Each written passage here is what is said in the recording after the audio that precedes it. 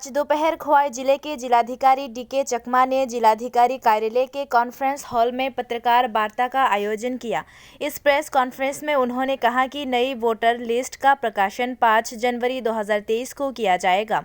उसके आधार पर इस साल 9 नवंबर से 8 दिसंबर तक मतदाता सूची में नाम जोड़ने सहित विभिन्न प्रक्रियाएं की जाएगी। भारत निर्वाचन आयोग ने 8 दिसंबर की तारीख को बढ़ाकर 15 दिसंबर कर दिया है, यानी नाम जोड़ने, नाम काटने, नाम सही करने, आपत्ति करने और अन्य प्रक्रियाओं को पूरा करने के लिए 7 दिन का समय दिया गया है। दिन की पत्रकार वार्ता में अपर जिला आयुक्त सुभाष चंद्र साहा सहित जिला निर्वाचन कार्यालय के अधिकारी उपस्थित थे।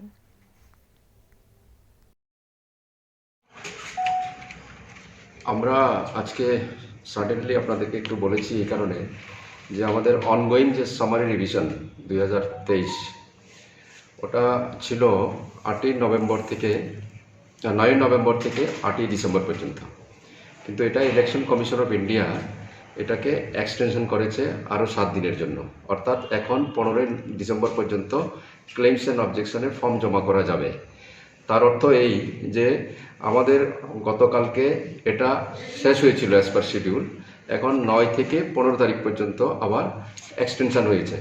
যারা যারা এখনও ভোটার লিস্টে নাম অন্তর্ভুক্ত করেন নাই, যে সমস্ত ভোটার এলিজিবল হয়েছে, 18 বছর পূর্ণ হয়েছে এবং যারা এক জায়গা থেকে আরেক জায়গায় বিয়ে হয়ে এসছে অথচ করতে পারে নাই, এনরোল করতে পারে নাই, তাদের জন্য এই সময়টা তারা ব্যবহার করতে পারবে এবং আগামী 15 ডিসেম্বর পর্যন্ত অল ক্লেমস অ্যান্ড অবজেকশনের ফর্ম জমা করা যাবে। আমাদের বাকি যে শিডিউল, যেটা 1/1/2023 যে বৃত্তি বছর আমরা ধরেছিলাম, সেটা শিডিউল একইভাবে থাকবে এবং ফাইনাল পাবলিকেশন যেরকমভাবে হওয়ার কথা সেরকমভাবে হবে, এক্সেপ্ট এই 7 দিনের এক্সটেনশন।